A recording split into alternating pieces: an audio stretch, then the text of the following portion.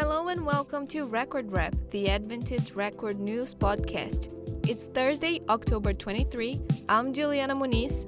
And I'm Jarrod Stackelroth. On this week's episode, Fulton receives provisional university status in Fiji. Atoifi's new dental clinic opens after 10 years in the making.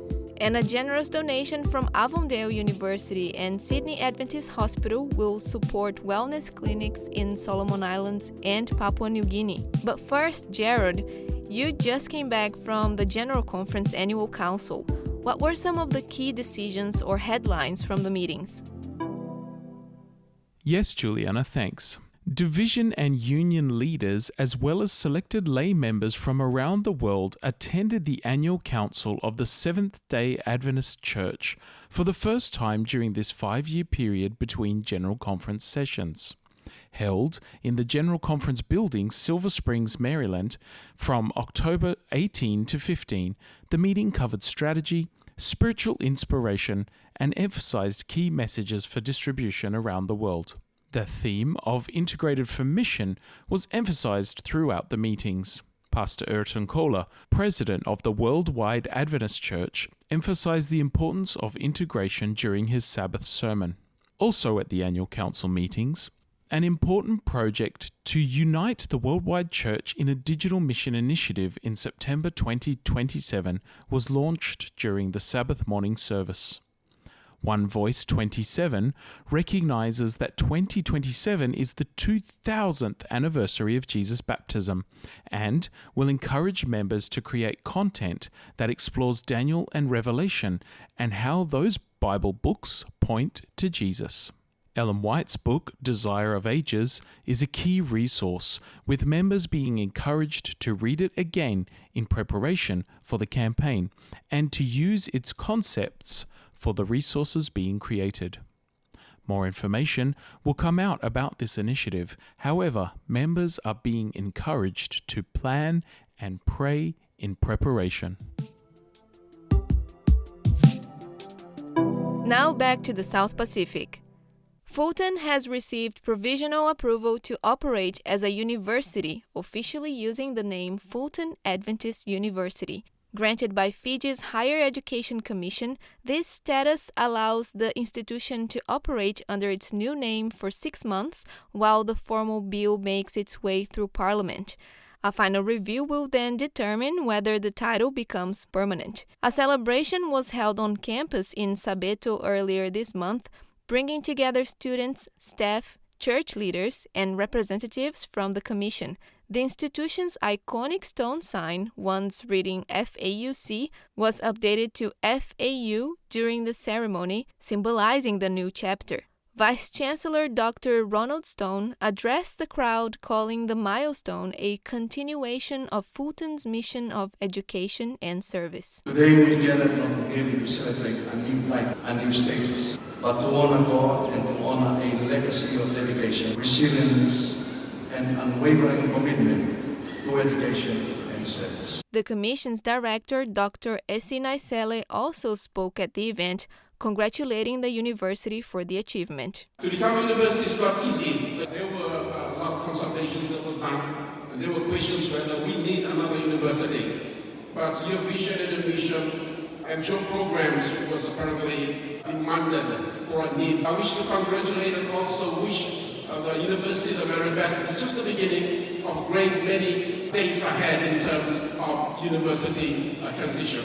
Church leaders say the milestone reflects years of hard work and a clear vision for the future. TPUM Education Director Talonga Pita called Fulton a training ground for leaders across the Pacific, while SPD Vice President Pastor Maveni Kaufononga praised the dedication of those involved in the transition. Owned and operated by the Seventh-day Adventist Church, Fulton now joins Avondale University and Pacific Adventist University as one of 3 Adventist universities in the South Pacific Division.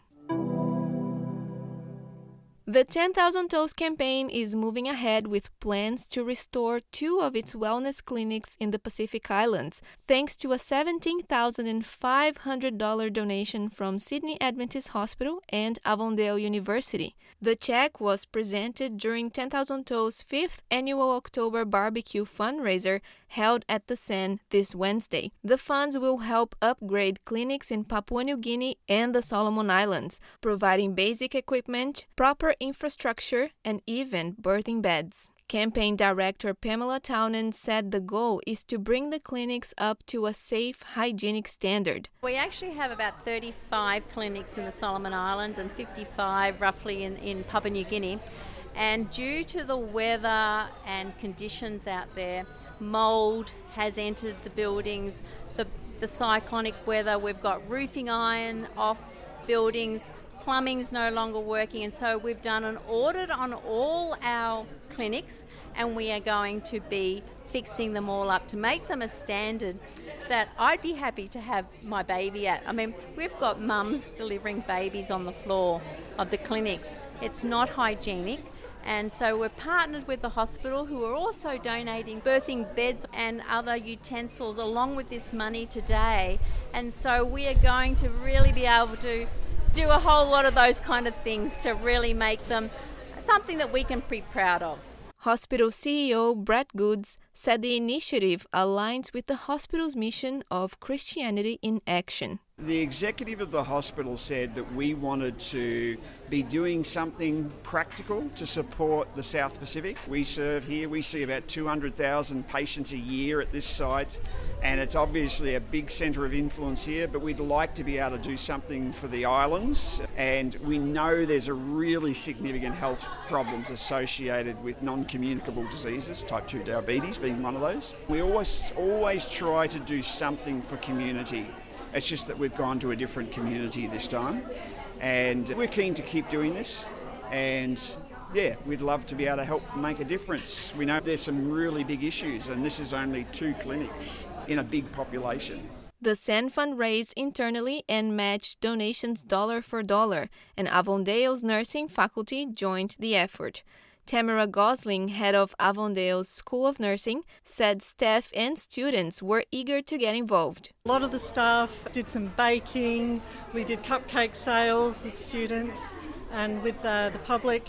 And one of our nursing staff, her mum donated all these knitted booties and scarves, so these lovely items to sell as a fundraiser. It's just really satisfying that we know it's going to an excellent cause. It's great to be able to give back. The event also raised more than $1,700 on the day, with around 140 hot dogs served to staff and visitors. To learn more about how to support or adopt a clinic, visit the link in the description of this episode. And still talking about health, a new dental clinic has officially opened at Atoifi Adventist Hospital in Solomon Islands following a decade of development.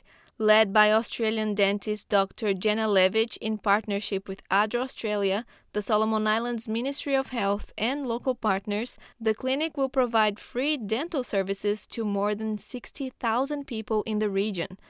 The facility includes 2 dental chairs and was built to Australian standards using donated materials and equipment. Construction was completed earlier this year with the help of volunteer builders from Australia and local workers. The clinic will now be run by a local dental practitioner as part of the hospital's community health services in the coming months. And that wraps up this week's episode of Record Rap. Thank you for tuning in. Don't forget to visit our website at record.adventistchurch.com and follow us on social media for more updates and stories. You can also receive news straight into your inbox by subscribing to our weekly e-newsletter. We'll be back next week with more news from around the South Pacific Division. See you then. This is an Adventist Media podcast.